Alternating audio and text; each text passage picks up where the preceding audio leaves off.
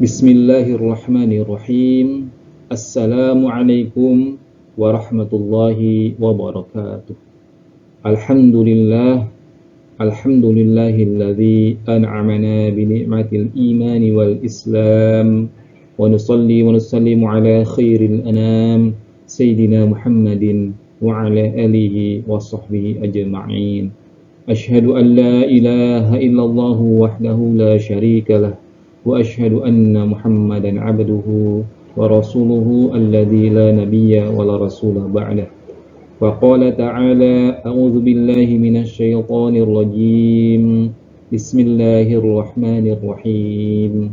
Ya ayyuhalladzina amanu kutiba 'alaikumus shayamu kama kutiba 'alal ladzina min qablikum la'allakum tattaqun. Amma ba'du. Kaum muslimin yang dirahmati Allah Subhanahu wa taala, tak terasa hari ini kita sudah memasuki bulan Ramadan. Sudah memasuki tanggal 1 bulan Ramadan tahun ini, tahun 1444 Hijriah. Yang mana Nabi SAW menyebut bulan ini, yakni bulan Ramadan, sebagai bulan penuh dengan keberkahan. Sebagaimana dalam sabdanya, qad ja'akum syahrul Ramadan syahrun mubarakun. Telah datang kepada kalian bulan penuh keberkahan, yaitu bulan Ramadan. Kataballahu alaikum siyamuhu. Allah telah mewajibkan kalian saum di dalamnya. Fihi tuftahu abwabul jinan. Di bulan itu pintu-pintu surga dibuka. Wa tughlaqu abwabul jahim. Pintu-pintu neraka ditutup. Wa tughallu fihi syayatin. Dan setan-setan dibelenggu. Fihi lailatun khairun min alfi syahr. Di dalamnya juga terdapat satu malam yang lebih baik dari 1000 bulan. Man hurima khairuha, barang siapa yang tidak diberikan kebajikan di dalamnya pada malam tersebut, faqad hurima, maka berarti telah diharamkan baginya segala rupa kebajikan.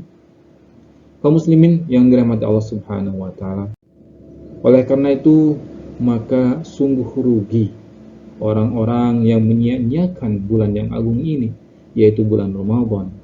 Kenapa? Karena tadi di dalamnya banyak sekali keutamaan. Di dalamnya banyak keutamaan, di antaranya adalah ditutupnya pintu-pintu neraka, dibukanya pintu-pintu surga, dan dibelenggunya, dirantainya, diikatnya setan-setan dari jenis jin yang senantiasa mengganggu atau menggoda manusia untuk menjauhi Allah Subhanahu wa taala. Sebagaimana sabda Rasulullah SAW, sungguh rugi orang-orang atau seseorang yang ketika namanya disebut, ya namaku disebut, kata Rasulullah, dia tidak berselawat atasku. Dan juga sungguh rugi seseorang yang bertemu dengan bulan Ramadan, lalu Ramadan itu pergi darinya, lalu Ramadan itu berlalu darinya sebelum dosa-dosanya diampuni Allah Subhanahu wa taala.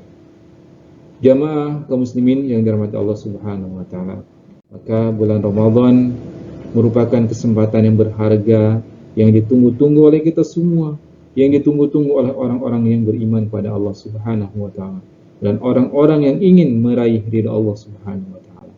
Sehingga kaum muslimin, kita semua orang-orang yang beriman seharusnya menyambut tamu agung tersebut dengan sebaik-baiknya, dengan persiapan yang sebaik-baiknya.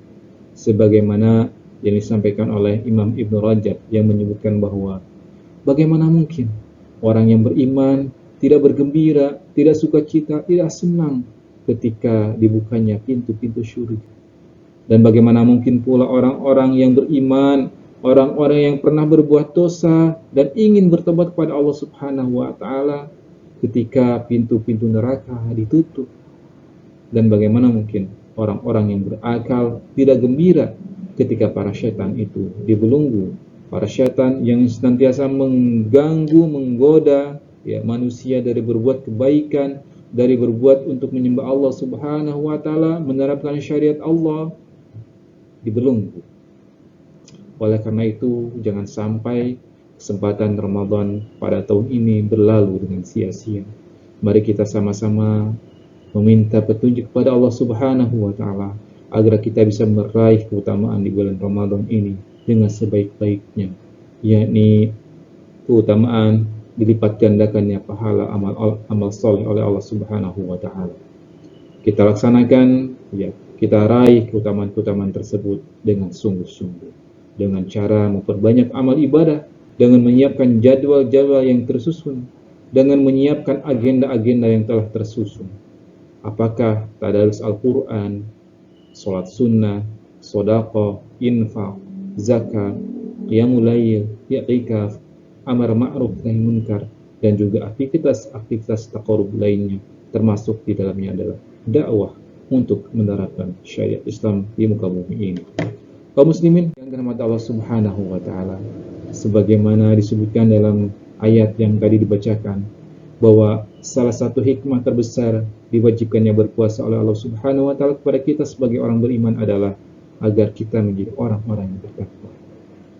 Syekh Abu Bakar Al-Jazairi menjelaskan makna firman Allah Subhanahu wa taala dalam frasa la'allakum tattaqun tersebut, yakni agar dengan puasa itu Allah mempersiapkan kita orang-orang yang beriman menjadi orang-orang yang bertakwa, yaitu dengan melaksanakan perintah-perintah dan menjauhi larangan-larangan Allah Subhanahu wa taala. Kaum muslimin yang dirahmati Allah Subhanahu wa taala, melaksanakan perintah Allah dan meninggalkan larangannya itu dilaksanakan dengan kesadaran jiwa dan akal. Maka pelaksanaannya tentu memerlukan ilmu-ilmu syariat, memerlukan pengetahuan tentang hukum-hukum pengetahuan syar'i akan apa? Akan halal dan haram, baik itu terkait dengan hukum perbuatan maupun terkait dengan hukum benda. Karenanya takwa bisa juga dimaknai sebagai kesadaran akal dan jiwa serta pengetahuan tentang ilmu-ilmu syariat terhadap wajibnya mengambil halal dan haram sebagai standar bagi seluruh aktivitas kehidupan kita, dan kita realisasikan standar kehidupan tersebut dalam seluruh aktivitas kehidupan kita. Kaum muslimin yang dirahmati Allah Subhanahu wa taala, oleh karena itu seharusnya setelah Ramadan nanti akan banyak lahir manusia-manusia baru, keluarga-keluarga baru, dan masyarakat-masyarakat yang baru yang bertakwa kepada Allah Subhanahu wa taala, mengamalkan ajaran Islam, melaksanakan perintahnya, dan menjauhi larangan Allah Subhanahu wa taala.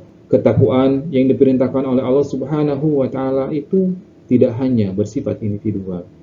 Apa maknanya? Pribadi-pribadi yang bertakwa, pribadi-pribadi yang baik, hidup di dalam masyarakat yang mengingkari syariat Allah Subhanahu wa taala, bahkan enggan menerapkan syariat Allah Subhanahu wa taala, bahkan bukan hanya enggan tetapi mengolok-olok syariat Allah Subhanahu wa taala. Na'udzubillahi min dzalik. Walhasil, semoga Ramadan ini menjadi pemicu bagi kita semua kaum muslimin untuk mewujudkan ketakwaan yang hakiki, yakni menerapkan syariat Islam secara kafah dalam seluruh aspek kehidupan kita. Sebagaimana juga di dalam aspek-aspek yang lain, yaitu aspek individu, keluarga, masyarakat, dan negara. Inilah wujud keimanan dan ketakwaan yang sebenarnya, sebagaimana yang disampaikan di dalam surah Al-A'raf ayat 96. Bismillahirrahmanirrahim.